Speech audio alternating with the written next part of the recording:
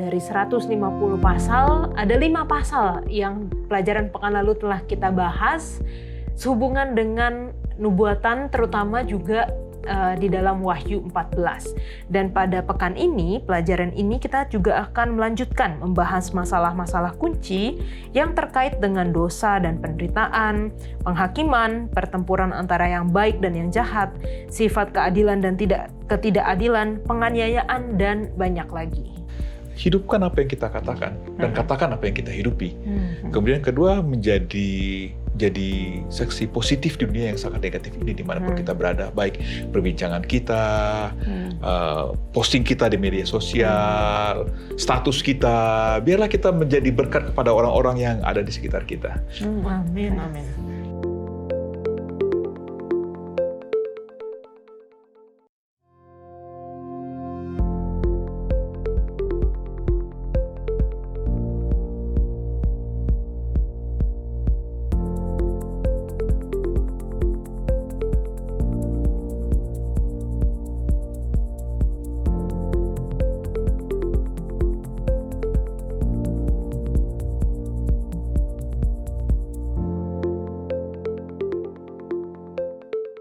Selamat datang di Diskusi Sekolah Sabat, diskusi pembelajaran Alkitab yang mendalam untuk menguatkan iman kepercayaan kita kepada Tuhan.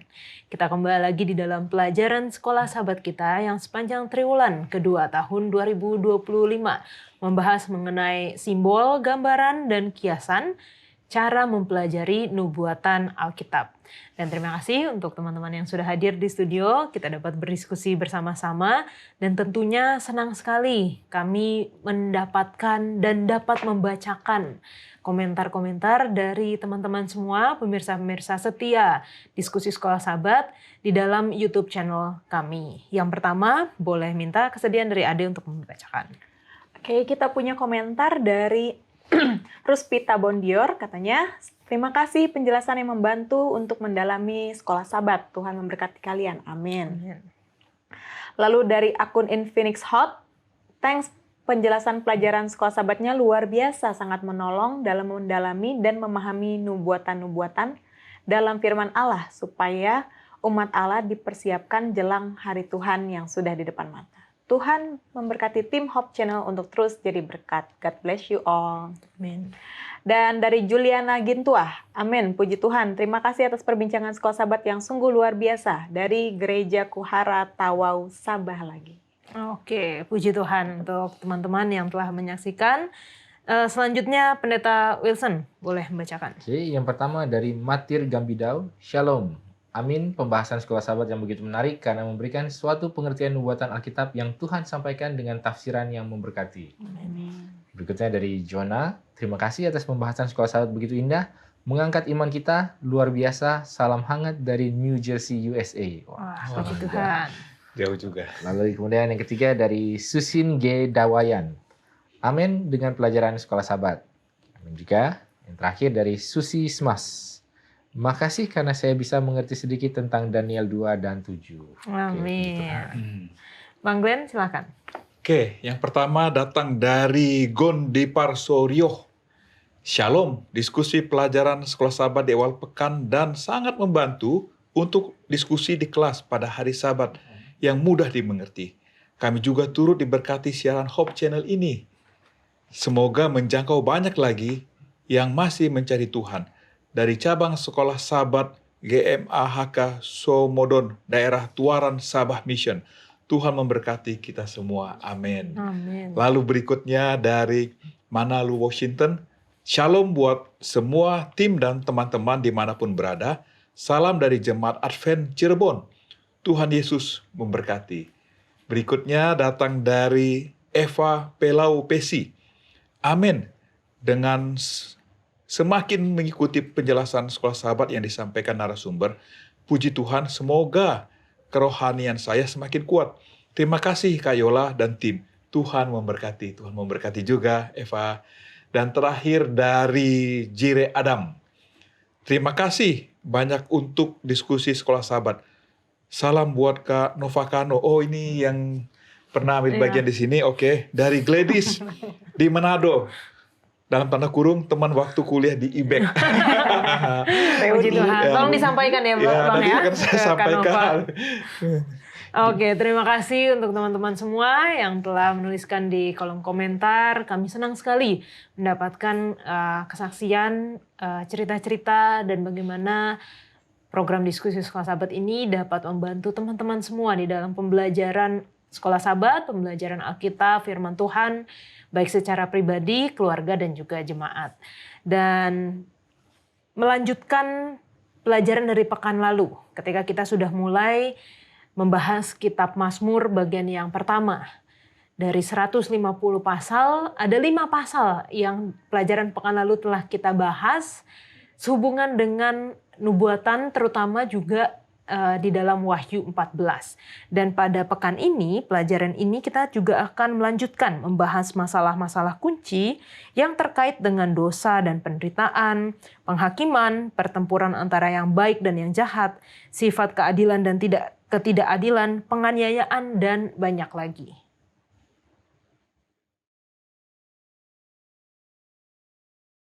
Akhir dunia, banyak yang telah meramalkannya. Berbagai buku, artikel, video, website didedikasikan untuk nubuatan membuat banyak prediksi, termasuk penetapan tanggal tentang peristiwa-peristiwa akhir. Namun dalam setiap kasus, prediksi-prediksi itu tidak menjadi kenyataan. Lalu apa cara terbaik untuk menafsirkan nubuatan Alkitab?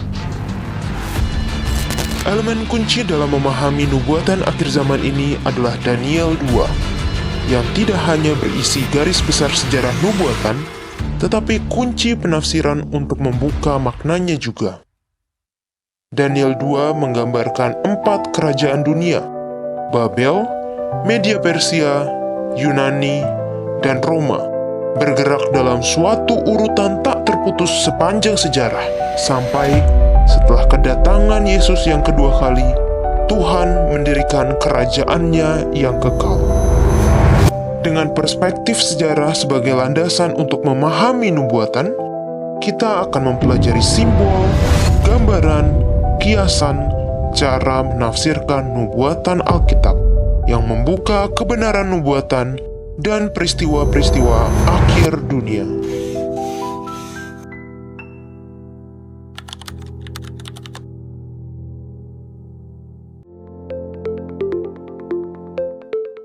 Pelajaran ke-9 dengan judul Dalam Mazmur bagian yang kedua. Ayat hafalannya terdapat di dalam Mazmur 67 ayat 4 dan 5. Kiranya bangsa-bangsa bersyukur kepadamu ya Allah. Kiranya bangsa-bangsa semuanya bersyukur kepadamu. Kiranya suku-suku bangsa bersukacita dan bersorak-sorai, sebab engkau memerintah bangsa-bangsa dengan adil dan nuntun suku-suku bangsa di atas bumi. Selah. Kita akan memulai diskusi kita dengan doa dibawakan oleh Ade. Kita berdoa. Maha besar Bapa di surga, Bapa yang baik dan penuh kasih, terima kasih Tuhan untuk kesempatan kami boleh kembali belajar di kaki-Mu, mendengar firman-Mu, dan mengerti kehendak-Mu melalui pelajaran pada hari ini Bapa. Hikmat kami terbatas, biarlah Tuhan yang sumber hikmat memberikan kami hikmat itu, sehingga kami dapat memahami apa yang Tuhan ingin kami mengerti melalui pelajaran ini, dan kami boleh juga menghidupkannya dalam kehidupan kami sehari-hari. Dimuliakanlah Engkau Tuhan, dalam nama Yesus kami berdoa, amin. Amin, puji Tuhan. Terima kasih Ade.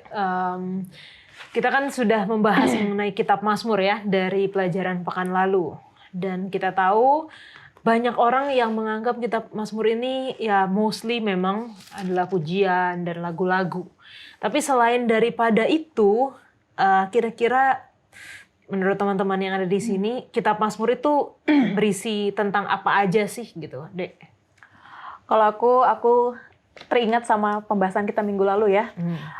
Di Mazmur 51, pengakuan dosanya Daud. Jadi kalau tampaknya Mazmur itu adalah indah-indah dan pujian kepada Tuhan, ini adalah kejujurannya Daud mengakui bahwa dia ini berdosa, tidak sehebat yang mungkin orang-orang banyak lihat dan punya sisi yang demikian, tapi mengakuinya di depan Tuhan. Amin. Kalau dari Bang Glenn?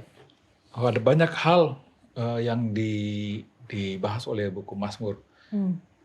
yang saya pikir bagi sebagian orang itu seperti doa dan seruan. Seringkali orang ketika menderita, ketika susah, atau ketika kita mengunjungi orang sakit, kita buka buku Mazmur karena di situ banyak pengharapan-pengharapan yang diberikan. Tetapi menariknya juga Mazmur itu bicara tentang Mesias yang akan datang. Mesias yang akan datang. Dan saya pelajari lagi, yang paling menarik adalah Mazmur ini juga menjadi lagu seperti lagu pengiring ketika umat datang ke dalam pelataran rumah Tuhan, itu di Mazmur 24 sama Mazmur 10. Jadi Mazmur bukan hanya pujian, tapi bicara tentang sukacita, bicara tentang ratapan, pergumulan, pengharapan, dan pengakuan iman. Amin. Neta Wilson. Kalau bagi saya satu hal yang mungkin menarik adalah bahwa di dalam Mazmur ini seringkali Daud itu meminta penghakiman Allah. Ya kan? Meminta penghakimannya bukan atas orang lain tapi atas dirinya sendiri. Karena mungkin Daud itu sering merasa dizolimi gitu ya. Kenapa gue begini-begini padahal kan gue kan benar gitu kan. Kenapa mengalami hal ini? Jadi seringkali itu menjadi sesuatu yang kalau menurut saya penting juga bagi manusia untuk punya outlet, mungkin bukan outlet lah. Sarana yang bisa kita copy ketika kita mengungkapkan hal itu. Supaya kita bisa lihat Alkitab, Daud ini bilang begini karena pada saat itu dia merasa bahwa dia menderita untuk suatu alasan yang tidak justified. Jadi Tuhanlah yang menjadi hakim. Nah ini kadang-kadang kita perlu juga ada mengeluarkan itu. Jadi nggak selalu harus ya ampuni kami baik-baik seolah-olah, maksudnya nggak terlalu baik-baik atau kita berusaha untuk jadi baik. Tapi nggak, kita kadang-kadang harus berani stand up for ourselves gitu loh. Enggak, kayaknya gue bener kok. Tuhan dong, tolong dong, tunjukin bahwa gue benar. Mungkin kadang-kadang seperti itu. Gak siap. Artinya kitab Mazmur ini benar-benar dekat sekali sama kita ya. Istilahnya kalau kita baca tuh kenapa banyak orang yang suka kitab Mazmur, karena ini very human gitu, manusiawi sekali gitu. Setuju. Ini benar-benar yang kita rasakan dan ketika kita baca kita bisa relate gitu sama pengalaman-pengalaman yang ditulis di dalam kitab Mazmur. Dan salah satunya yang menjadi ayat kekuatan bagi banyak orang ya, Mazmur 46 ayat yang kedua, Allah itu bagi kita tempat perlindungan dan kekuatan. Sebagai penolong dalam kesesakan sangat terbukti. Amin. Boleh Pendeta Wilson jelaskan konteks latar belakang dari Mazmur 46 ini? Jadi kan kalau kita lihat ini Mazmur ini tidak ditulis bukan oleh Daud. Nggak dibilang Daud yang menulis ya, dan para ahli mengatakan mungkin ini ditulis oleh orang-orang pada zaman Raja Hizkia ketika sedang menghadapi pengepungan dari Raja Assyria, Sanherib ya. Kemudian jadi itu mereka merasa butuh tempat perlindungan, seperti kok semua itu bergoncang, seperti kok apalagi kalau di dalam kisah itu kan dikirimlah surat, ya kan, terus bilang bahwa kerajaan-kerajaan lain dewa-dewa mereka sudah kukalahkan, dewa-dewamu juga akan. Nah, ketika kita bicara soal dewa-dewa kan biasanya dewa itu kan atau ilah-ilah atau yang pencipta, ya kan, yang disembah sesembahan kan mereka kan mencipta. Jadi makanya di dalam Matius 46 ini seolah kok kayak ciptaan tuh kayak hancur gitu. Ya mungkin ciptaan di kerajaan-kerajaan lain gitu loh. Pokoknya di daerah sana, Allah mereka yang pencipta di kerajaan sana kok kalah ini. Nah, kita bagaimana ini? Apakah kita sebagai yang mengaku menyembah Allah yang pencipta juga, bisa nggak Allah ini bertahan? Nah, makanya ada soal bagaimana Tuhanlah tempat perlindungan, walaupun yang lain begini, tapi kami masih percaya kepada Tuhan. Lalu kemudian yang di akhir, di dalam ayat 10-nya dikatakan, ayat 10 atau ayat 11 lah nih kalau dalam versi Indonesia kan, diamlah dan ketahuilah bahwa akulah Allah gitu. Jadi nggak apa-apa yang lain hancur, yang lain begini, tenang. Pokoknya kalau kau bersamaku menjadi umatku, tenang aja. Nah, mungkin kira-kira seperti itu. Oke, dan kita melihat tadi ya ada gambaran mengenai kehancuran atau pemusnahan bumi, dan ini yang berhubungan dengan nubuatan yang kita pelajari. Jadi bicara tentang kehancuran ini bisa secara simbolis dan bisa secara literal juga. Karena kalau kita bacakan di ayat ayat ketiga, sekalipun gunung-gunung goncang di dalam laut, sekalipun ribut dan berbuyuk airnya, sekalipun gunung-gunung goyang oleh geloranya. Jadi saya tidak tahu berapa sekali lifter nih kalau benar-benar terjadi. Ya kan, kemarin dengan empati juga kepada saudara kita yang ada di Myanmar, di Thailand, baru 7, sekian sudah sangat mengerikan gitu kan. Apalagi kalau gunungnya yang bergoyang, saya tidak mengerti. Jadi ini bicara tentang kehancuran di dunia ini. Yang mau dikatakan adalah dunia ini tidak stabil. Dan kalau kita baca ayat 8 sampai 10 bahwa ada penghakiman Allah atas dunia ini. Tapi menariknya seperti Pendeta Wilson katakan di ayat yang 11 itu, diamlah dan ketahuilah bahwa akulah Allah. Jadi despite meskipun walaupun ya, terima kasih. Ya, walaupun kelihatannya semua kacau, tetapi kita punya pengharapan bahwa Allah itu tetap memegang kendali atas segala sesuatu. Oke. Dari Ade secara pribadi ya, apa makna ayat itu? Diamlah dan ketahuilah bahwa akulah, be still and know that He is God gitu ya. I am God gitu. Ade. Buat aku kebetulan orangnya panikan Kak Yola. Oke. Kalau ada masalah, rasanya tuh kayak apa-apa yang harus dilakukan gitu, harus cari jalan keluar gitu. Dan kalau orang kayaknya nampaknya baik-baik, tenang-tenang aja, aku tuh kayak, ayo do something. Padahal mungkin mereka lagi mikir ya. Jadi kecenderungan aku dan mungkin juga beberapa manusia lainnya adalah mencari jalan keluar. Gitu. Apa nih yang harus dilakukan? Mencoba memikirkan, bergantung dengan pemikiran sendiri. Tetapi dari ayat ini dikatakan bahwa ketika dibilang kan, ketahuilah bahwa akulah Allah. Ketika saya tahu bahwa Dia Allah, dan Allah itu apa sih? Oh, Allah itu adalah yang menciptakan langit bumi, yang bisa menciptakan dari ada yang tidak ada, menaikkan dan menurunkan pemimpin, bisa melakukan banyak hal yang sebenarnya itu membuat aku yakin harusnya tidak ada yang perlu aku khawatirkan, karena Dia lebih besar dari apapun. Jadi ketika aku mengenal siapa Tuhan dan apa yang Dia bisa lakukan, aku nggak perlu mencoba mencari jalan keluar sendiri, bahkan tidak perlu takut bahwa tidak akan ada jalan keluar. Itu sih secara pribadi. Glenn? Ya, percaya sepenuhnya bahwa Tuhan memegang kendali walaupun kadang-kadang kita gergetan. Tetapi itulah iman. Karena kalau kita baca di Alkitab juga banyak tokoh-tokoh yang tidak cukup sabar untuk menunggu waktu dan caranya Tuhan, dan itu sangat manusiawi sekali. Dan pengalaman mereka itu juga menjadi pengalaman kita. Kabar baiknya adalah bahwa kalau kita sabar ya Tuhan akan nyatakan dirinya, nyatakan maksudnya secara luar biasa. Tapi kalaupun kita gagal, di Alkitab mereka diampuni, pengharapan kepada kita juga bahwa kita juga akan diampuni. Amin, amin. Nah, berarti kita perlu satu prinsip yang dimana kita tahu tuh when to be still, kapan harus diam, kapan harus bertindak. Ya mungkin kalau di dalam ayat ini ya, diamlah, ketahuilah bahwa akulah Allah. Jadi saya teringat kepada kata-kata yang hampir secara verbatim gitu ya, kata per kata dikutip oleh Yesus. Diam, tenanglah.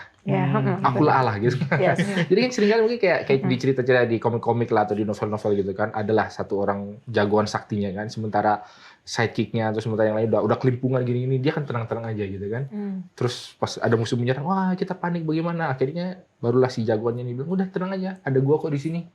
Nah, jadi kira-kira ayat ini, apalagi di dalam konteks tadi soal yang katanya para ahli bilang ini di zaman pengepungan Yerusalem, memang benar-benar menunjukkan bahwa ya sementara yang lain kelimpungan, tenang aja. Apalagi kalau di dalam ayatnya, secara ayatnya sendiri ya, tanpa kita tahu konteks yang kita baca di dalam ayat-ayat sebelumnya juga dibilang bahwa Allah lah yang menghentikan peperangan, mematahkan busur panah. Jadi kalau orang lain punya senjata, ada tombak nanti ditumpulkan, kereta perangnya dihancurkan, tenang aja. Apapun itu Allah bisa menenangkan, gitu kan. Dan kata-kata ini ya mungkin sama seperti kita Yesus ucapkan kepada angin ribut, ya itu bisa ya mungkin jadi tiga arah, kepada ciptaan, kepada orang yang mau datang menyerang, dan kepada kita yang ada di belakangnya. Jadi ketika Allah bilang diam, tenanglah, aku Allah, semuanya itu kena gitu loh. Jadi Allah itu sementara berbicara itu kepada semuanya, kepada alam, kepada yang lagi mau menyerang, dan kepada kita, bahwa tenang, ada Allah di sini. Amin, amin. Oke, kita masuk di pasal yang berikutnya, yaitu pasal 47. Pas nih langsung ke pasal berikutnya ya, dari 46 ke 47. Kalau dari Bang Glenn, apa konteks dari Mazmur 47 ini yang Abang tahu? Konteks ini adalah Mazmur kerajaan istilahnya. Karena kemungkinan besar ini dinyanyikan untuk merayakan kemenangan-kemenangan mereka sebagai bangsa. Dan pada saat itu setiap bangsa itu punya Tuhannya sendiri-sendiri. Ingat cerita orang Filistin ketika tabut perjanjian dibawa ke dalam Dagon, karena bagi mereka setiap bangsa itu punya Tuhannya. Jadi kalau bangsa ini kalah, Tuhan yang kalah gitu kan. Nah, orang Israel ini sedang konteksnya adalah mereka sedang bicara tentang kemenangan yang mereka bicarakan. Tapi juga sebenarnya Mazmur ini juga bicara tentang dimensi eskatologi, bicara tentang masa yang akan datang. Nah, kalau kita lihat ayatnya ayat 2, ayat 3, kemudian ayat ke-8, ayat 9 itu bicara tentang Allah Raja yang luar biasa gitu kan. Allah adalah yang luar biasa, yang maha tinggi, Raja yang dahsyat. Itu bicara tentang bahwa Allah itu raja atas seluruh alam semesta. Kemudian di ayat 6 Allah telah naik dan diiringi sorak-sorai. Jadi sorak-sorai itu artinya kemenangan kan. Jadi ada kemenangan. Jadi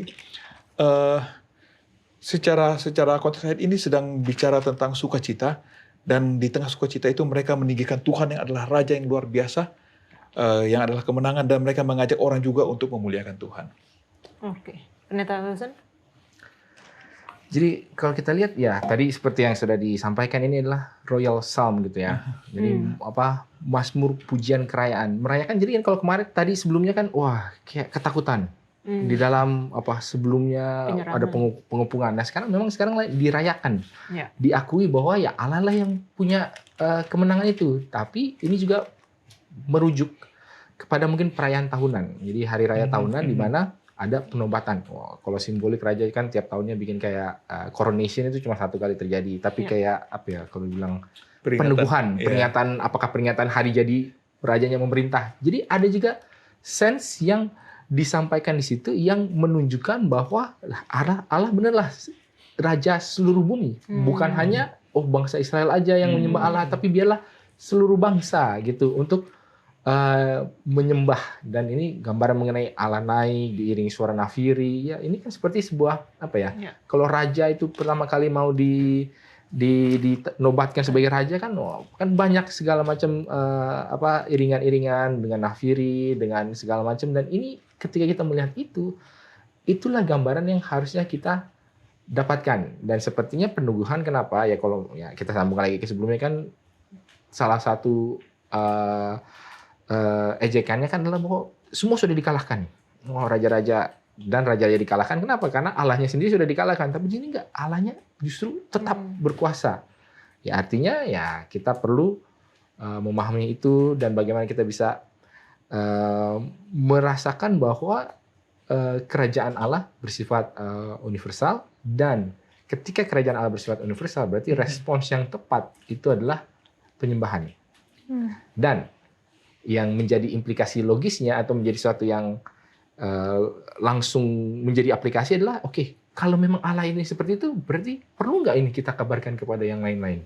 Nah, berarti itu juga ada dimensi evangelisasinya gitu, yang perlu semua orang, paling nggak umatnya yang ada di situ ya menjadi misi daripada mereka untuk mengabarkan keagungan daripada kerajaan daripada Allah ini, mungkin seperti itu.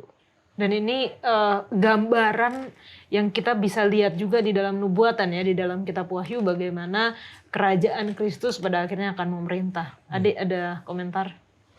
Itu jadi satu pengharapan ya, bahwa ternyata raja yang saya sembah ini bukan hanya berkuasa buat saya, tapi buat seluruh alam semesta. Oke, baik, terima kasih. Kita beranjak kembali ke Mazmur 75. Nah, kita akan lihat Mazmur 75. Boleh Pendeta Wilson berikan konteks dari pasal ini? Oke, jadi kalau di Mazmur 75 ini berbicara mengenai keadilan Allah yang menurunkan orang congkak dan meninggikan orang benar. Kalau di dalam ayat 7 dikatakan bahwa Allah adalah hakim. Bagaimana yang satu direndahkan, yang ditinggikan. Lalu kemudian di dalam ayat 8 Allah menuangkan cawan murkanya kepada orang fasik. Jadi ini menggambarkan yang jelas tentang penghakiman. Bukan manusia yang menghakimi manusia, tetapi tentang bagaimana Allah sendirilah nanti yang akan turun memberikan penghakiman yang bersifat adil, yang bersifat tidak bisa dibantah dan bersifat bagaimana kita bisa yakin bahwa yang dikatakannya itu benar. Kalau dibilangkan kalau yang lain kan tidak mengenal hati. Sementara di sini Allah adalah Allah yang mengetahui.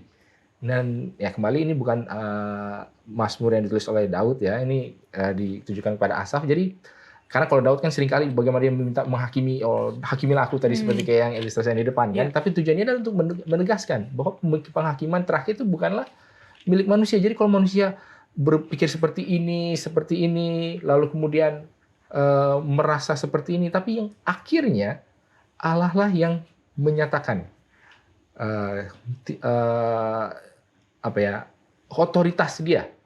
Ini adalah kewenangan ilahi, bukan kewenangan manusia. Lalu kemudian ya digambarkan dengan cawannya ini kan, ya kalau dibilang cawan murka berisi anggur ya biasanya ya nanti ada di Wahyu 14. Yep. Kabar malaikat yang ketiga gitu ya, ayat berapa tuh 9, 10 mengatakan tentang ada cawan murka yang pada saatnya nanti, bahkan kalau penghakiman sendiri kan di dalam kabar malaikat yang pertama di dalam Wahyu 14-nya kan ada juga akan tiba satu penghakiman yang semua orang akan mengalaminya. Nah, tapi kadang-kadang ketika kita berpikir itu, kita hanya berpikir mengenai orang yang jahat.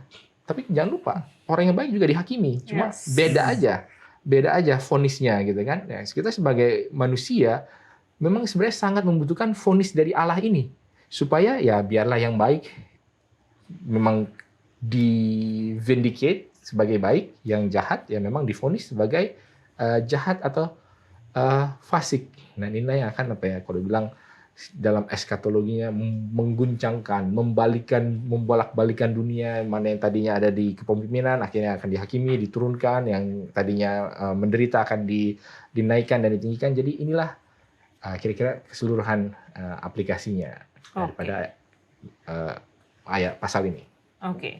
Dan kita sudah pernah belajar ya di dalam diskusi kita juga bagaimana penghakiman jangan selalu dilihat sebagai satu kabar buruk gitu. Betul. Penghakiman bagi orang benar itu adalah kabar baik. Karena pada saat itulah kita mendapat keadilan. Pada saat itulah kita akan kalau di dunia ini mungkin kita nggak menemukan keadilan, tetapi di dalam penghakiman Tuhan itu akan terbuka gitu. Jadi ketika kita bicara mengenai penghakiman, jangan langsung pemikiran kita, wah menyeramkan, atau wah saya jadi takut. Penghakiman adalah kabar yang baik, kabar baik bagi orang-orang benar. Teman-teman jangan kemana-mana, kita lanjutkan setelah yang satu ini.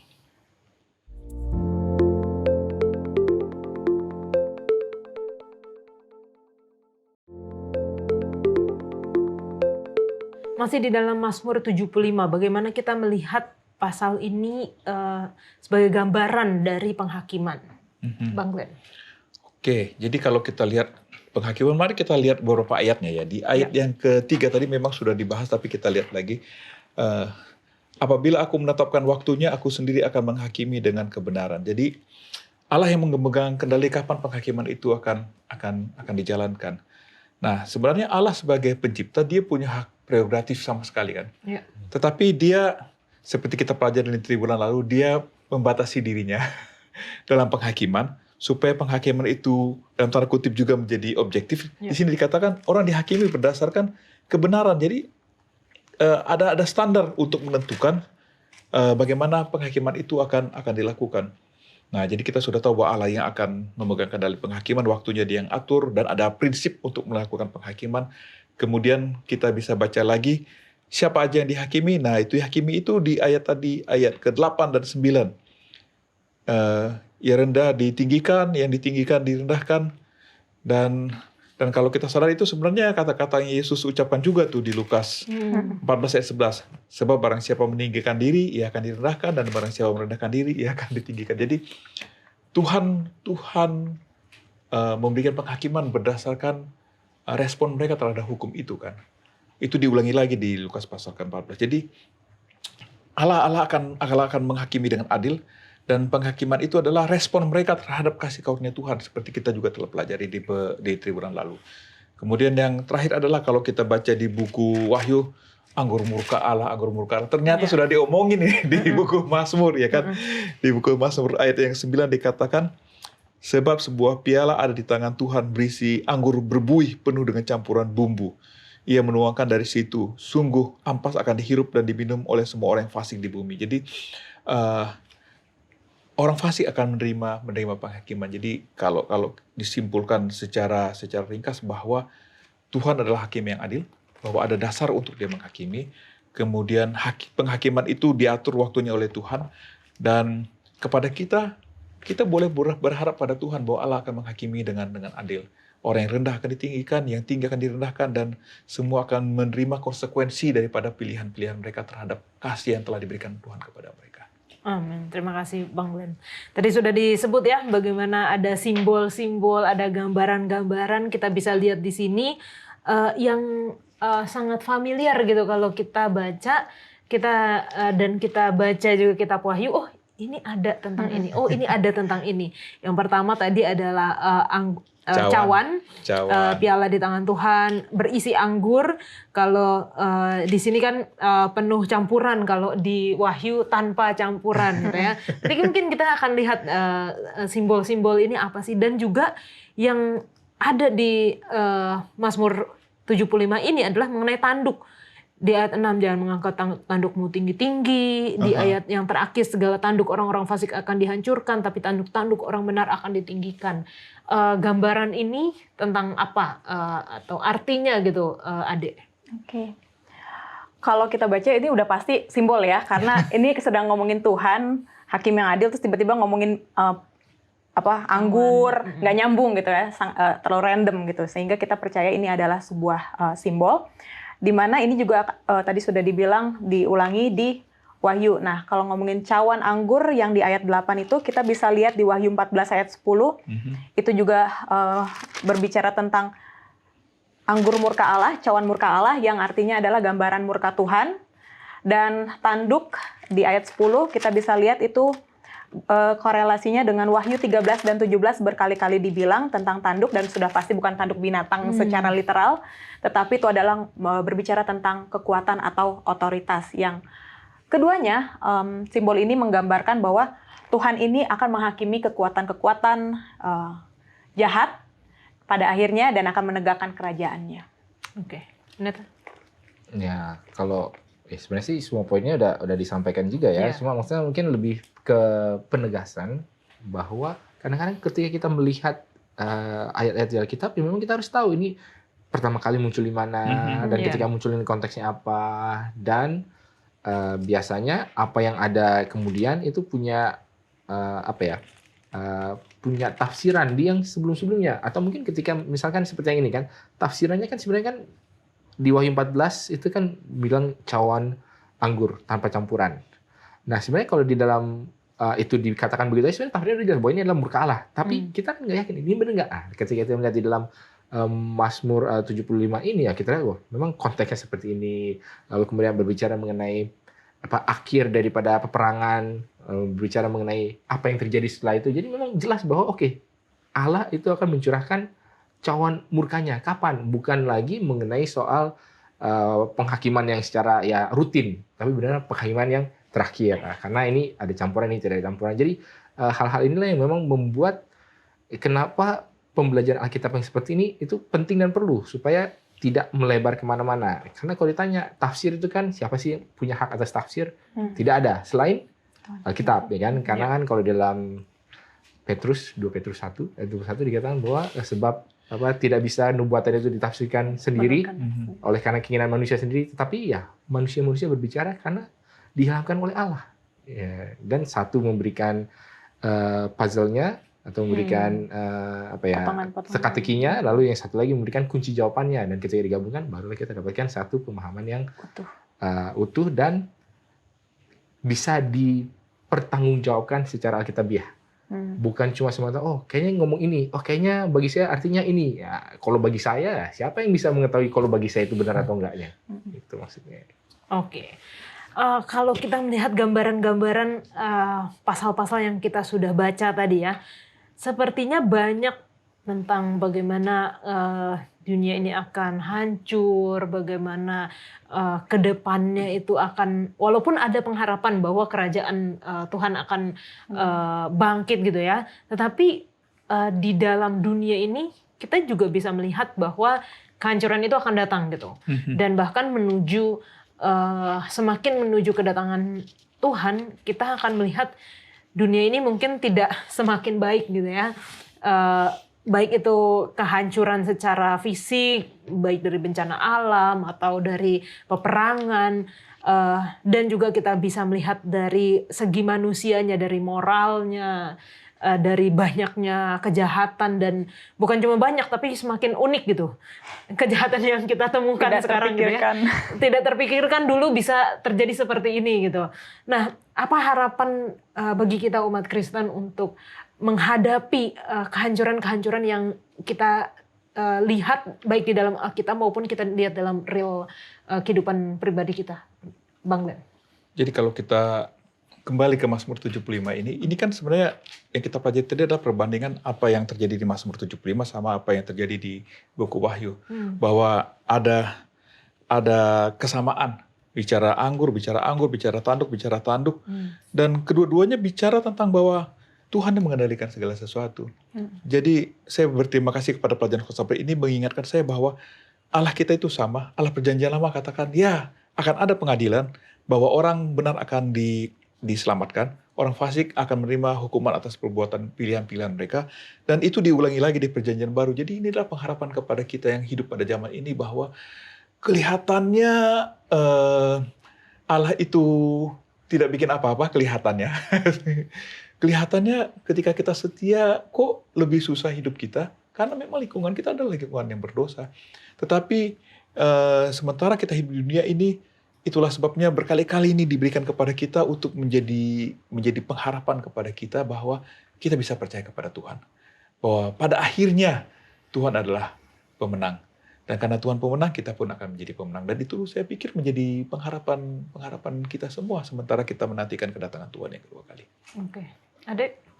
Yes, expect the worst pun, walaupun dibilang ya antisipasi yang terburuk akan datang, tetapi yang paling harus diingat adalah pengharapan bahwa Tuhan akan merestore semua itu, bahwa itu akan terlewati. Tapi memang pas tadi ngomongin tentang penghakiman, aku memang lebih ke aku bisa lolos nggak ya penghakiman ini? Kayaknya lebih ke situ. Mungkin itu kabar baik ya sebenarnya buat kita.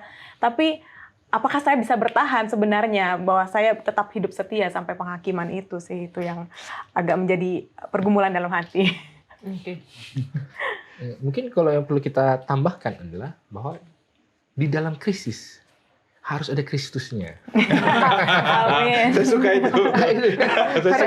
Kalau enggak ya memang percuma gitu loh. Hanya krisis aja adanya. Iya, hanya ada krisis, dan akhirnya kita jadi takut terhadap yang seperti tadi Ade bilang, bisa nggak ya saya lewat? Dan memang kadang-kadang itulah yang menjadi ya kalau kita punya satu pemahaman bahwa kita harus berdiri tanpa ada mediator, ya kita makanya harus suci. Bisa. Kayaknya itu menjadi sesuatu yang bisa menjadi sebuah dorongan kita untuk hidup benar. Tapi apapun itu jangan kita lupakan bahwa ada kasih karunia Allah. Dan kalau kita nyambungkan dengan pelajaran pekan lalu tentang bagaimana tanda ada di dahi, ya mungkin saya masih agak tersangkut di sana, karena saya baru aja.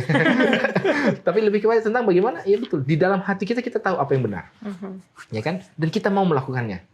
Dan seringkali sebenarnya itulah yang Allah inginkan. Dan itulah sebenarnya,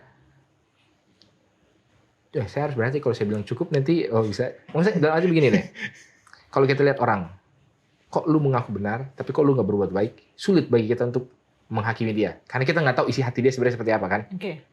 Kita bisa bilang, lu nggak bertobat beneran, pertobatanmu palsu, kehidupan kekristenanmu itu cuma memang luarnya aja, atau cuma di mulut aja lah, gitu kan. Maksudnya karena kita tahu luarnya jelek, padahal mulutnya baik gitu loh. Kita bilang, tapi kita nggak tahu hatinya. Tapi kan kalau nanti Allah yang menilai, ya kita juga perlu lebih mengangkat lagi kasih karunia ini supaya oke lah, Tuhan tahu kok. Walaupun mungkin perbuatan saya tidak sempurna, tapi apakah hati saya sebenarnya tertuju kepada Tuhan atau tidak? Nah, pada saat itu bukan orang. Nah, ini kan bukan orang yang memberikan penghakiman, tetapi Allah sendiri yang akan memberikan penghakiman. Dan makanya bagi saya tandanya itu hanya di dahi, bukan di tangan. Karena kalau tandanya di tangan berarti dia harus tanpa celah, sempurna. tidak berdosa lagi. Makanya tandanya hanya di dahi. Itu mungkin salah satu interpretasi yang boleh bukan bertujuan melemahkan kita dalam penurutan kita, tapi lebih memberikan harapan, memberikan penghiburan, dan supaya ini menjadi kabar baik gitu loh, bahwa memang akan ada krisis ini, dan memang seolah ukurannya itu besar tinggi, seperti tidak bisa terlewati, tapi ya dengan kasih karunia Kristus kita bisa melaluinya. Amin. Dan dapat dibenarkan. Oke, ini karena kita lagi masih ngebahas tentang penghakiman nih ya, mungkin sedikit lagi nih. Kita tahu bahwa di Yeskiel ya dikatakan kamu akan kuberikan hati yang baru, mengganti hati yang batu dengan hati manusia gitu. Sebenarnya ada nggak langkah-langkah yang perlu kita lakukan untuk hati itu gitu? Apakah ada memang usaha manusia untuk meminta, ataukah memang itu Tuhan yang kasih aja gitu? Oke. Ada 2 cerita, mungkin secara cepat, mudah-mudahan. Satu kisah mengenai ular tembaga, satu mengenai kisah Petrus berjalan di atas air. Dua-duanya menunjukkan iman, kasih karunia, dan perbuatan. Oke. Ada perintah, iman, kasih karunia, dan perbuatan. Urutannya perintah, iman, perbuatan, kasih karunia. Jadi perintahnya ada. Lihat. Datang jalan. Ada nggak iman? Ada. Oh, saya melihat, mempercayai, makanya saya melihat. Saya mendengar, makanya saya mau berjalan. Jadi ada iman dan ada perbuatan. Karena ada pergerakan mata untuk melihat, ada perlangkahan kaki untuk melangkah. Jadi ada usaha. Jadi nggak bisa bilang nggak ada usaha. Tapi kemudian apa? Kalau di cerita Petrus, kemudian dia tidak lagi melihat kepada Yesus, tapi melihat kepada Ombak belakang, melihat kepada ombak, melihat kepada dirinya sendiri. Akhirnya apa? Dia jatuh. Nah, kalau di dalam ini, kejatuhan itu sebelumnya. Di awalnya, ketika mereka menolak Tuhannya. Makanya datanglah itu ular-ular gitu kan. Jadi ada, nah kasih karunia adalah apa? Apakah itu suatu hal yang besar untuk melihat? Kecil sebenarnya. Tidak kan? Apakah suatu hal yang besar untuk melangkah? Tidak juga kan? Jadi yang menjadi selisih daripada hasil, daripada apa yang dilakukan, apa? Kasih karunia. Dikasih karunia itulah. Dan itulah gimana kita bisa mendapatkan keselamatan. Nah, begitu juga dengan mendapatkan hati. Ini bisa jadi adalah kitanya ini mau atau enggak? Mau. Terus kemudian ada nggak janji atau perintah bahwa Tuhan akan ngasih? Ada. Apa kita percaya dengan ini? Ada, makanya kita beriman dan makanya kita mulai melangkah. Dan kasih karunia inilah yang seperti jetpack atau turbocharger-nya akan membuat kita masuk terus, melaju terus sampai ya kepada to infinity and beyond gitu kan kalau kata ininya. Seperti itu. Oke, thank you. Terima kasih pendeta untuk penjelasannya, teman-teman. Kita masih ada satu pasal lagi di Kitab Mazmur yang akan kita bahas. Jangan kemana-mana.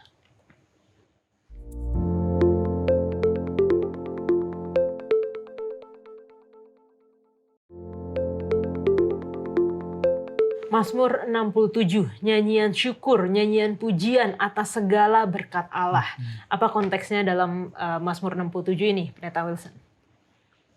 Ya, jadi kalau ini kan pasalnya yang cukup pendek ya, dan ini berbicara mengenai bagaimana Allah mengasihi kita, menyinari kita, jalannya dikenal, suku-suku bangsa bersukacita, bangsa-bangsa bersyukur, tanah memberi hasilnya. Jadi ketika kita lihat ini, mungkin salah satu yang bisa kita lihat konteksnya, walaupun tidak dibilang konteksnya apa ya, tapi para ahli ya, kembali ini kan saya hanya mengatakan apa yang para ahli bilang, bahwa ini berbicara mengenai perayaan di Bait Suci yang mengenai ya kalau enggak yang perayaan panen itu Pentakosta, perayaan panen, atau perayaan yang Sukot yang dimana mereka tabernakel yang datang ini, karena disitulah mereka benar-benar datang kepada Tuhan. Nah, inilah kan yang ditulis ini, seolah-olah ini ada sebuah kabar baik yang mau disampaikan, sebuah misi daripada umat Allah yang menceritakan bahwa Allah adalah Allah yang baik, bahwa Allah yang memberikan berkat, Allah yang memberikan hasil daripada tanah. Jadi bisa dibilang itulah, jadi di dalam konteksnya seperti itu. Lalu kemudian kalau di dalam ayat-ayatnya sendiri kita bisa melihat bagaimana ini menceritakan tentang penyembahan, bagaimana ini menceritakan tentang keselamatan kepada seluruh bangsa oleh karena Allah memberikan berkat, menceritakan tentang bagaimana yaitu tadi umat-umatnya itu memuji Allah, karena umat-umatnya memuji Allah, ya makanya seluruh bangsa juga diajak untuk memuji Allah mereka, dan ujungnya adalah bahwa karena ada suatu hasil. Dan ini sebenarnya mirip ya kalau kita sambungkan lagi kepada wahyunya, di dalam Wahyu 14 kan dikatakan bahwa anak manusia kemarin mungkin Allah ini datang dengan membawa sabit gitu kan, akan menuai seluruh bangsa. Tuanya inilah ya mungkin ya 144.000, lalu kemudian seluruh orang benar yang tidak terhingga jumlahnya. Jadi ada eko atau ada gaung daripada apa yang tertulis di Mazmur 67 ini dengan apa yang ada di Wahyu 14 itu ya. Apalagi ini di bagian akhirnya kita kalau bilang soal ayunkanlah sabit ini di mana nih, mulai dari ayat 17 gitu ya. Ayat 16 ya pokoknya itulah gitu kan. Dan ia yang duduk di atas awan itu mengayunkan sabitnya ke atas bumi, dan bumi pun dituailah. Jadi memang inilah sukacita yang terjadi ketika bangsa-bangsa, umat-umat Allah melihat Allah yang luar biasa ini. Oke. Ada ayat yang menarik ya di bagian awal dari ayat pasal 67 ini, ayat 3, supaya jalanmu dikenal di bumi dan keselamatanmu di antara bangsa-bangsa. Tuhan ingin supaya jalannya di bumi itu diketahui oleh orang. Keselamatannya dapat diberitakan kepada semua bangsa. Dan ini kembali lagi mengingatkan kita ada benang penyambungnya lah ya dengan pekabaran 3 malaikat. Bang Glenn bisa jelaskan? Oke, jadi Pendeta Wilson telah katakan bahwa Mazmur ini adalah Mazmur syukur, tetapi seperti yang Yola bilang tadi, jadi sebenarnya ini juga Mazmur misi. Ya, Mazmur misi bahwa Tuhan itu harus diperkenalkan kepada bangsa-bangsa lain. Nah, kalau kita lihat ayat ini dan benang merahnya adalah pertama bahwa ayat ini dibuka dengan satu ayat yang sebenarnya sangat familiar kepada kita. Biasanya ini dibaca di akhir kebaktian di gereja. Kiranya Allah mengasihani kita dan memberkati kita, kiranya Ia menyinari kita dengan wajahnya. Familiar dengan ayat itu? Habis doa. Ya, habis doa berkat kan. Jadi Tuhan memberkati bangsa Israel dengan berkat Harun, dan karena mereka telah diberkati secara luar biasa oleh Tuhan, maka tugas mereka adalah kasih tahu kebaikan Tuhan ini kepada bangsa-bangsa yang lain. Kepada bangsa-bangsa lain. Itulah sebabnya kalau kita tadi baca di ayat ketiga, jalan Tuhan dikenal di bumi, keselamatan di antara segala bangsa. Kemudian bangsa-bangsa bersyukur, artinya semua bangsa-bangsa bersyukur kan. Bangsa-bangsa bersukacita, bersorak-sorai. Kemudian memerintah bangsa-bangsa dan adil. Jadi di ayat 3-5 ini fokusnya adalah Tuhan mau supaya bangsa-bangsa lain juga mengenal Tuhan. Dan ini diulangi lagi di Matius 28 ayat 19-20. Kemudian diulangi lagi dengan pekabaran 3 malaikat kan, kepada semua bangsa, bahasa, kaum, dan bangsa. Jadi Tuhan itu punya misi supaya dia itu dikenal bukan hanya oleh orang Israel, tapi oleh seluruh bumi, dan menjadi berkat kepada seluruh bumi. Nah, kemudian yang terakhirnya adalah bahwa ketika semua bangsa telah diberkati, maka akhirnya semua bangsa bersyukur kepada Tuhan. Kenapa bersyukur? Atas berkat yang mereka terima juga. Dan saya percaya syukur yang terbesar adalah ketika kita masuk dalam kerajaan surga, bukan? Jadi ternyata dari perjanjian lama, seperti tadi kita bolak-balik perjanjian lama, perjanjian baru, ini ada benang merahnya bahwa Tuhan di perjanjian lama ini sama dengan Tuhan di perjanjian baru ini. Bahwa misi Tuhan, perasaan Tuhan di perjanjian lama ini sama dengan misi dan perasaan Tuhan di perjanjian baru. Dan ini menjadi sangat indah ketika kita membandingkan satu ayat dan ayat lain yang ada di Alkitab. Amin.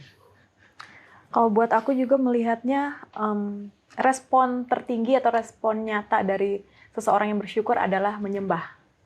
Jadi kan tadi karena mereka merasa bahwa mereka begitu bersyukur atas apa yang Tuhan bikin, oh mereka mau menyembah Tuhan. Dan mereka melihat bahwa kan Tuhan ini adalah Tuhan yang universal dan memberkati semuanya.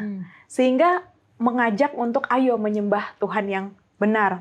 Sebagai respon bahwa kita merasa diberkati. Jadi panggilan untuk menyembah, makanya di Wahyu 14 juga adalah panggilan untuk menyembah Tuhan pencipta langit bumi, yang sumber rasa syukur kita tadi, apa yang kita syukurin, entah itu tanah, entah itu kemenangan, dan sebagainya. Oke. Kalau pelajaran pekan lalu kita sudah membahas sedikit juga ya mengenai Injil yang kekal, dari pekabaran 3 malaikat, dari pasal yang berbeda dari kitab Mazmur. Dari pasal 67 ini ada yang Pendeta Wilson mau tambahkan? Mungkin kalau mau ditambahkan, dan kalau mau kita hubungkan dengan Wahyu 14 mengenai misi, kan kita berbicara mengenai bahwa Allah itu adalah Allah yang perlu diperkenalkan, perlu disembah. Karena apa? Dia adalah Allah pencipta dan ada penghakiman. Nah sekarang pertanyaannya, apakah yang menjadi tanda yang paling menunjukkan hal itu? Kalau kita bisa melihat, itu adalah mengenai hari Sabat. Karena di dalam hari Sabat itu ada mengenai penciptaan, ya kan? Di dalam Keluaran pasal 20, ialah yang kuduskanlah hari Sabat. Kenapa? Sebab 6 hari lamanya Allah menciptakan langit dan bumi. Ada mengenai penebusan di dalam Ulangan pasal 5. Ayatnya yang ke-15 atau pokoknya di bagian yang hukum keempatnya kan sama, ingatlah kuduskanlah Sabat karena ini sebab kenapa? Dahulu kamu pun budak di Mesir. Tapi aku sudah membebaskan kau. Jadi ada mengenai semua itu. Jadi ketika kita melihat, jadi bagaimanakah orang bisa datang kepada Allah dan benar-benar menyadari, mengakui, mewartakan bahwa Allah adalah Allah yang seperti ini. Salah satu tandanya adalah bagaimana orang menghargai hukum Allah, dan di mana hukum Allah itu mengatakan ada soal ingatlah dan kuduskanlah hari Sabat. Itu salah satunya. Jadi kalau kita sambungkan, dan itu juga hubungannya juga dengan ya soal penciptaan, soal penghakiman, itu tadi kan ada semuanya di sana. Tetapi apa? Itu juga menjadi suatu sukacita. Kenapa? Karena dengan adanya peringatan seperti itu, kita diingatkan bahwa memang Allah adalah Allah yang memberikan kebebasan dari perbudakan korporat setiap harinya, gitu kan. Pokoknya ketika kita beristirahat dipanggil, kamu bukan milikmu sendiri, sudah kubebaskan kamu. Kamu punya hak untuk tidak angkat telepon itu, untuk tidak datang ke meeting bos itu. Bos tertinggi kamu bukan dia, gitu. Jadi seperti itu. Jadi kalau bilang secara misionalnya apa, mungkin salah satunya adalah seperti itu. Dan memang itu adalah panggilan daripada bangsa Israel untuk menjadi bangsa yang khusus, ya kan? Ya. Kalau dalam 2 Petrus 2 ayat 9 kan bahwa kaulah bangsa yang terpilih, imam yang rajani, kamu umat pilihan Allah dan milik kepunyaan Allah sendiri. Umat yang unik, peculiar people, gitu kan, kalau dalam bahasa Inggrisnya. Dan tujuannya apa? Kamu sudah dipanggil dari kegelapan untuk memberitakan terang. Terang apa? Terang mengenai bahwa ada loh Allah yang menciptakan dan menebus. Ya, sebenarnya sih itu aja. Jadi Alkitab ini kalau kita putar-putar intinya hanya 2 kabar yang manusia perlu sampaikan kepada manusia lain. Bahwa ada Allah pencipta dan bahwa ada Allah penebus. Itu aja. Oke, dan kita bisa lihat itu di pekabaran malaikat pertama ya, Wahyu 14 ayat 6 dan 7. Takutlah akan Allah, muliakanlah Dia, sebab telah tiba saat penghakimannya, dan sembahlah Dia yang telah menjadikan. Dan di dalam Mazmur 67 ini juga ada kata-kata kepada bangsa-bangsa, suku-suku bangsa. Ini kan juga gaung yang digaungkan kembali di dalam ayat 7-nya kan, harus diberitakan kepada seluruh bangsa, bahasa dan kaum. Oke. Tadi sudah sempat kita bahas sedikit mengenai bagaimana kita harus menjadi terang, karena di ayat 2 tadi kiranya Ia menyinari kita dengan wajahnya, mengasihani kita dan memberkati kita. Dan ada cerita yang menarik banget yang menurut saya ya di pelajaran hari Kamis, ketika ada dikatakan para insinyur membuat lapisan hitam yang paling hitam, catnya bahkan nggak bisa memantulkan cahaya, nggak bisa memantulkan terang apapun. Wah, saya belum pernah lihat itu, tapi bagaimana kita pada saat ini secara praktikal ya bisa memantulkan cahaya atau terang Kristus gitu, mengabarkan Injil kekal kepada mereka yang belum dijangkau. Adek. Mau dielaborasi bingung ya, karena itu akan menjadi a long list yang nggak akan habis-habis. Tapi mungkin kalau dibilang sederhana, nggak sederhana juga, yaitu imitate Jesus, tiru Yesus. itu bisa dielaborasi dengan berbagai macam. Mungkin yang sederhana yang aku bisa katakan adalah jujur, karena di dunia ini sudah sangat langka menemukan orang jujur. Apalagi ya, itu satu yang aku bisa sebutkan ya, karena di berbagai hal kejujuran itu dibutuhkan di berbagai hal terkecil sekalipun. Entah kita ngobrol sama anak kecil, menyatakan sesuatu kepada pimpinan kita, itu dibutuhkan. Oke.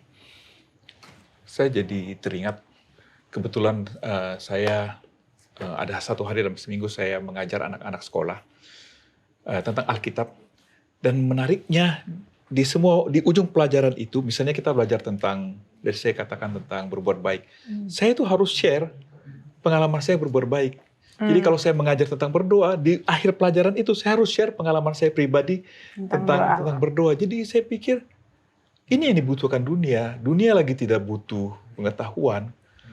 Sekarang ini di zaman seperti sekarang ini, pengetahuan apa sih kita dengan HP kita, mau pengetahuan apa aja. Tapi yang dibutuh dunia adalah bukti nyata, teladan. Dan saya percaya itu yang Tuhan mau kita lakukan, menjadi saksi Tuhan dimanapun kita berada, bahwa kita walk the talk. Walk the talk. Dan to be honest, itu yang paling susah juga. Kita perlu banyak berdoa supaya Tuhan memberikan kekuatan kepada kita. Itu yang pertama. Kemudian yang kedua, saya percaya kita perlu menjadi pengaruh positif kepada orang-orang di sekitar kita.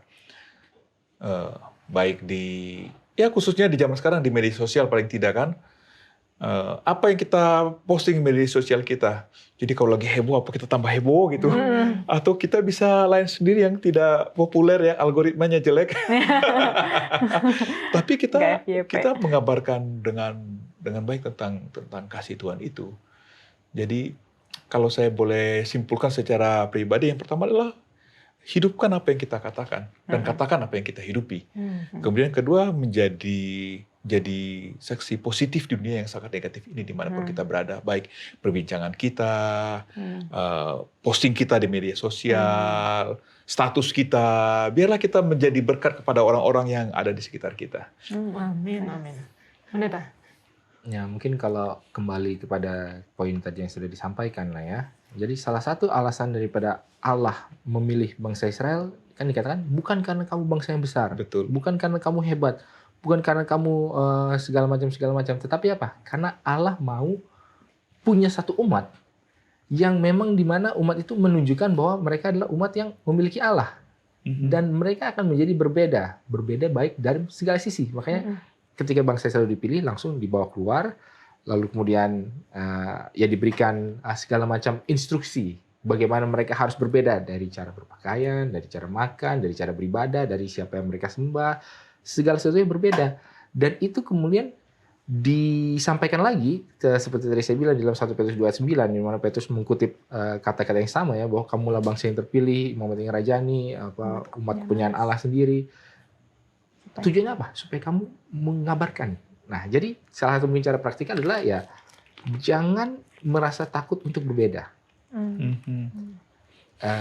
Tapi ini harus hati-hati juga. Berbeda dalam hal apa? Setuju. Dan apa alasan kenapa kita harus berbeda? Alasannya kan adalah untuk memenangkan orang. Sehingga apa? Ya kita juga harus hati-hati. Kalau perbedaan kita justru tidak memenangkan orang, ya mungkin cara kita memberikan kabar ya mungkin bukan dengan berbeda, mungkin dengan hal yang lain. Jadi tapi kan intinya adalah seperti itu prinsipnya ya. Kalau secara praktikalnya ya itu tergantung situasi dan konteks masing-masing. Tapi paling enggak ada sesuatu yang orang lihat kayaknya saya tertarik. Saya perlu tahu lebih banyak. Karena apa? Ya pasti kan ada sesuatu. Ya apa sesuatu itu? Bisa dari cara kita makan, dari cara kita berpakaian. Ya tidak bisa dipungkiri bahwa mungkin itu sesuatu yang behavioral ya, hanya yang soal dari perbuatan. Tapi kan itu juga yang menjadi salah satu yang Yesus sendiri katakan ya. Orang akan tahu kamu adalah murid-muridku kalau kamu apa? Saling mengasihi satu dengan yang lain. Atau kamu adalah murid-muridku kalau kamu menuruti dan mengasihi aku, kalau kamu menuruti segala perintahku. Jadi kan nyambung semua itu dengan apa yang disampaikan. Cuma tinggal bagaimana cara diaplikasikannya aja supaya tidak abrasif gitu ya, tapi bisa lebih memenangkan orang. Oke, terima kasih Pendeta. Boleh kesimpulan dari pelajaran ini, Adik? Kesimpulan pribadi ya. Ya. Yang sangat menyentuh aku adalah yang bagian awal tadi kita bicara bahwa nanti pada akhirnya akan banyak hal-hal yang akan terjadi, bumi bergoncang kalau bisa dibilang kayak gini. Itu akan bikin kita gentar, tapi tidak gentar karena Tuhan bilang, ketahuilah bahwa aku Allah. Jadi Tuhan adalah Tuhan yang akan menang, sehingga saya tidak perlu khawatir tentang apa yang akan terjadi nanti. Jadi mengelaborasi apa yang Ade bilang bahwa ya ini di satu sisi banyak yang semakin baik di dunia ini, tapi banyak hal yang semakin buruk di dunia ini, dan di tengah keburukan-keburukan itu kita punya pengharapan. Jadi mari kita punya pengharapan. Pada siapa pengharapan kita? Tadi telah dijelaskan dengan tandas oleh Pendeta Wilson bahwa kita punya Allah yang menciptakan kita dan kita punya Allah yang menebus kita sekaligus. Jadi mari kita bergantung sepenuhnya kepada Tuhan dari waktu ke waktu. Dan sehubungan dengan yang terakhir kita bahas di Mazmur 67, Tuhan memberikan misi kepada orang Israel, dan Tuhan yang sama memberikan misi kepada orang Kristen yang mula-mula, dan Tuhan yang sama juga memberikan misi kepada kita yang hidup di zaman akhir ini untuk menceritakan betapa luar biasanya Allah kita itu.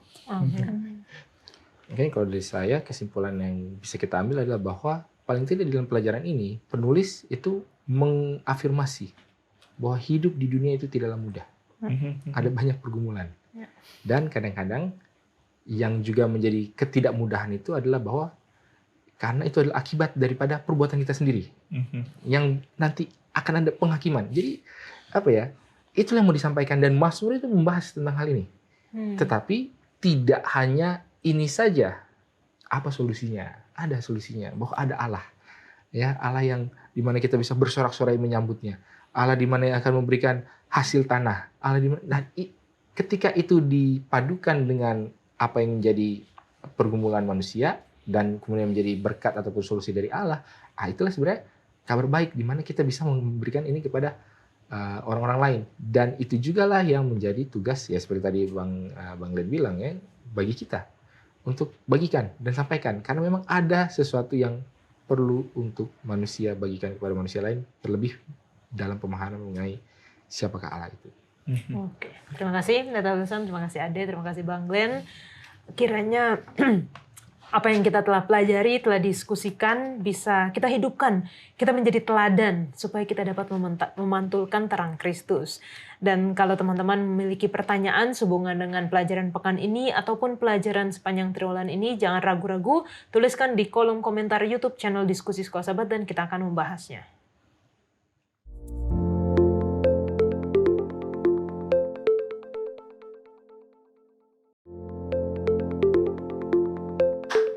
Saat ini kita masuk di dalam sesi tanya jawab bersama dengan Pendeta Alberto Tulalesi. Terima kasih Pendeta. Terima kasih Kak Yola. Kita akan menjawab pertanyaan-pertanyaan dari pemirsa yang menyaksikan Diskusi Sekolah Sahabat. Yang pertama datang dari Elisia. Dari mana kita bisa tahu Allah tidak berkenan kepada Kain atau orangnya, dan itu yang menyebabkan Allah tidak berkenan juga kepada persembahannya? Baik, terima kasih Kak Yola. Ya. Baik, mari kita lihat ayat-ayat di dalam Kejadian pasal 4. Baik, Pendeta. Ya, saya baca ya. Ya. Dari ayat 3 sampai ayat 7 saya mau baca. Setelah beberapa waktu lamanya, maka Kain mempersembahkan sebagian dari hasil tanah itu kepada Tuhan sebagai korban persembahan. Jadi dari hasil tanah dia mempersembahkan sebagai korban persembahan. Sementara Habel juga mempersembahkan korban persembahan. Tapi dari mana? Dari anak sulung kambing dombanya. Minta maaf. Yakni lemak-lemaknya. Maka Tuhan mengindahkan Habel dan korban persembahannya itu. Tetapi Kain dan korban persembahannya tidak diindahkannya. Lalu hati Kain menjadi sangat panas dan mukanya muram. Firman Tuhan kepada Kain, ini dia. Ini intinya. Mengapa hatimu panas dan mukamu muram? Apakah mukamu tidak akan berseri jika engkau berbuat baik? Nah, ini dia. Jadi, bukan hanya pertanyaannya, dari mana kita bisa tahu Allah tidak berkenan kepada Kain dalam konteks orangnya. Dan itu yang menyebabkan Allah tidak berkenan juga kepada persembahannya. Ini ayat ini yang bilang, mengapa hatimu panas dan mukamu muram? Apakah mukamu tidak akan berseri jika engkau berbuat baik? Apa yang terjadi sih ini? Kain ini sepertinya tidak berbuat baik. Kain dalam konteks di sini ada sedikit roh pemberontakan. Minta maaf. Kain di sini ingin dirinya yang ditinggikan. Apa yang terjadi dengan Kain? Minta maaf. Mari kita kembali lihat konteks persembahan ini yang kita bahas minggu lalu. Ya. Kejadian 3 ayat 21. Coba kita lihat lagi. Kejadian 3 ayat 21. Boleh Kayola boleh baca? Dan Tuhan Allah membuat pakaian dari kulit binatang untuk manusia dan untuk istrinya itu, lalu mengenakannya kepada mereka. Baik, karena Adam dan Hawa sudah jatuh dalam dosa dengan melanggar perintah Tuhan dalam Kejadian 2 ayat 16 dan 17. Jangan makan buah itu, kalau kamu makan kamu mati. Tapi apa yang terjadi? Adam dan Hawa makan di dalam Kejadian 3. Dia makan, lalu akhirnya yang seharusnya Adam dan Hawa langsung mati pada saat itu, tapi Allah penuh rahmat, dia menggambarkan ada kematian pada saat itu. Ini penting, ini prinsipil sekali bahwa dalam Kejadian 3 ayat 15, boleh Kayola baca kembali? 3 ayat 15. Aku akan mengadakan permusuhan antara engkau dan perempuan ini, antara keturunanmu dan keturunannya. Keturunannya akan meremukkan kepalamu dan engkau akan meremukkan tumitnya. Baik, inilah janji akan Mesias itu. Bahwa keturunan perempuan ini akan meremukkan kepala ular. Menghancurkan kuasa dosa. Ya. Melalui apa? Ditunjukkanlah dalam Kejadian 3 ayat 21. Melalui kematian. Hewan yang mati. Karena kalau dikuliti pasti mati itu hewan. Mati dia. Ini adalah gambaran tentang pengorbanan Mesias. Yesus Kristus, anak domba Allah yang dikatakan oleh Yohanes Pembaptis dalam kitab Yohanes pasal pertama. Jadi, ini penting bahwa keselamatan bukan dari diri kita, tapi dari Tuhan yang menyelamatkan kita, yang harusnya kita mati, tapi Tuhan telah menyediakan korban pengganti, yaitu anaknya yang tunggal. Kalau waktu itu masih digambarkan dengan hewan. Ya. Nah, ini problemanya sepertinya Kain tidak mau untuk ini. Dia menolak bahwa jadi dirinya akhirnya dia mau mengatur. Jadi apa yang dia lakukan adalah dalam bentuk pemberontakannya, dalam bentuk perlawanannya, dalam bentuk bahwa saya punya mau sendiri, dia wujudkan dalam bentuk persembahannya. Jadi orangnya memang sudah melawan.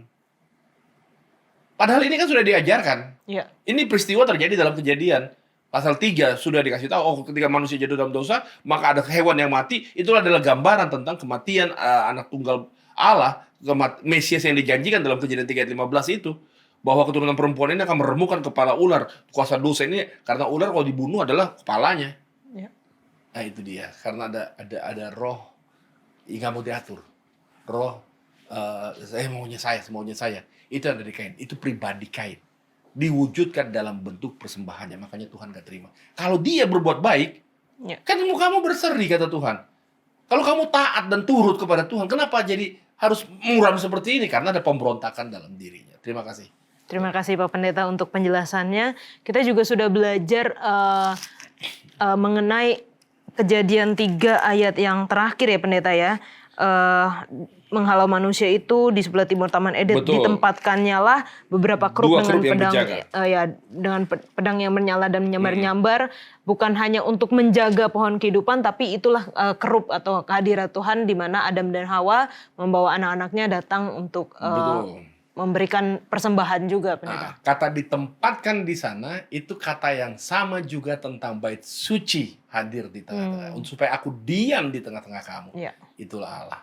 Itulah Allah yang mau mendampingi kita. Dialah Immanuel, Allah beserta kita. Dialah Yesus Kristus itu. Yang akhirnya mau mendampingi kita orang berdosa ini. Supaya kita dapat diselamatkan. Terima kasih Pak Pendeta. Kita langsung ke pertanyaan selanjutnya dari Winnie Delian.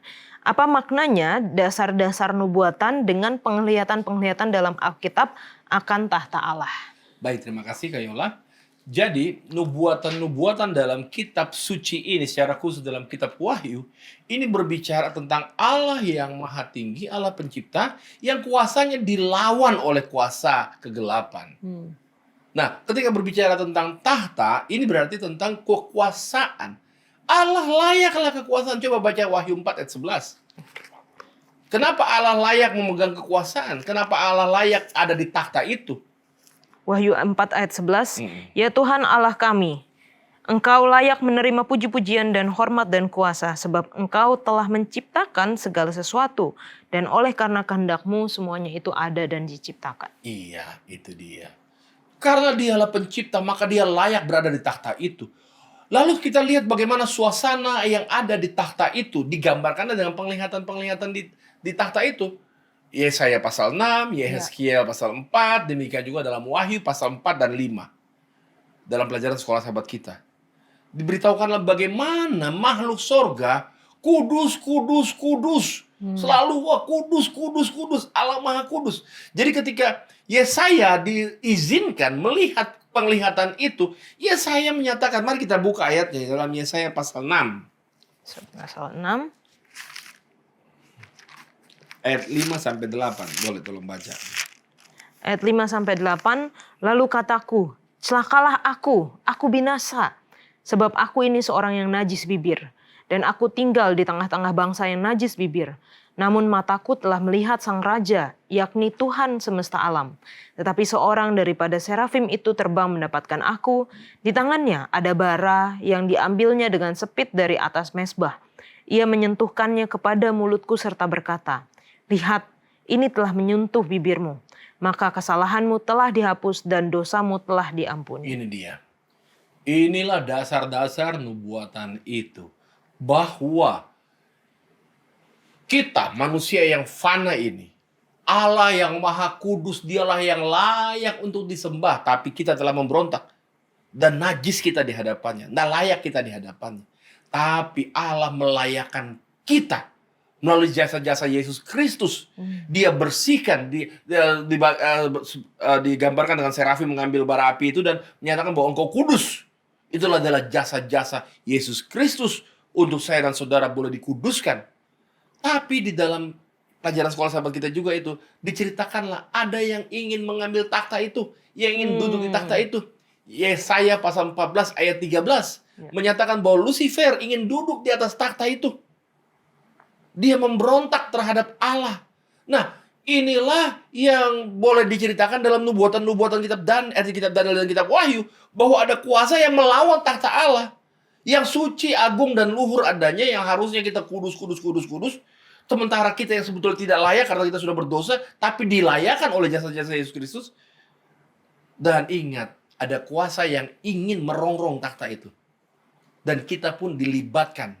Dalam nubuatan itu diceritakan bahwa orang-orang dilibatkan untuk melawan Allah. Tidak mau menurut terhadap perintah Allah. Itulah gambarannya. Gambaran di mana kitab Wahyu menceritakan bagaimana kuasa itu melawan Allah. Dia membuat banyak hal untuk melawan Allah dalam nubuatan-nubuatan kitab suci ini. Tapi tetap Allah yang penuh rahmat itu mau untuk menyelamatkan kita. Untuk kita berada di pihaknya. Sehingga kita boleh bayangkan dia yang datang untuk kita di atas bumi ini. Dia yang datang. Dia yang menyelamatkan kita untuk saya dan saudara. Seluruh ras orang manusia pendosa di muka bumi ini dapat diselamatkan. Itulah pelajaran kita. Kenapa itu menjadi dasar-dasar nubuatan. Baik, terima kasih Pak Pendeta untuk penjelasannya.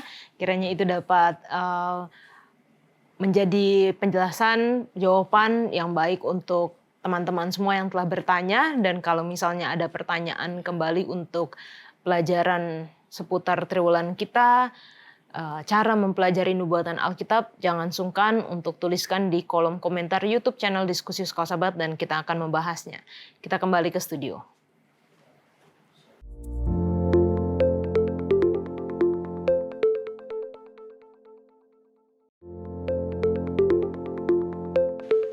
Kita akan menutup diskusi kita dengan doa dibawakan oleh Pendeta Wilson. Baik, mari kita bersama dalam doa. Ya Tuhan, Bapa kami dalam kerajaan surga, kami bersyukur ya Tuhan atas waktu di mana kami boleh mempelajari firman Tuhan sekali lagi di dalam pelajaran pada pekan ini ya Tuhan. Bila ini boleh mengingatkan kami bahwa ada permasalahan di dalam dunia ini, tapi masalah itu bukanlah tidak ada penyelesaiannya. Dan bila kami boleh mendapatkan penyelesaian, penghiburan itu di dalam Tuhan yang adalah pencipta dan penebus kami. Berkatilah kami semua, tentunya pemirsa juga dimanapun dan kapanpun yang menyaksikan pembahasan ini, bila berkat penyertaan kekuatan daripada Allah selalu menjadi bagian daripada kita semua. Ini menjadi harapan kami, dalam Yesus kami berdoa. Amin. Amin. Terima kasih Pendeta Wilson, terima kasih Ade, terima kasih Bang Glenn. Biarlah apa yang kita pelajari kita dapat hidupkan dan kita selalu mengingat bahwa Allah adalah penolong dalam kesesakan. Apapun yang kita hadapi, kita punya pengharapan kepada Allah Pencipta dan Allah Penebus. Kita akan bertemu di episode selanjutnya. Tuhan Yesus memberkati.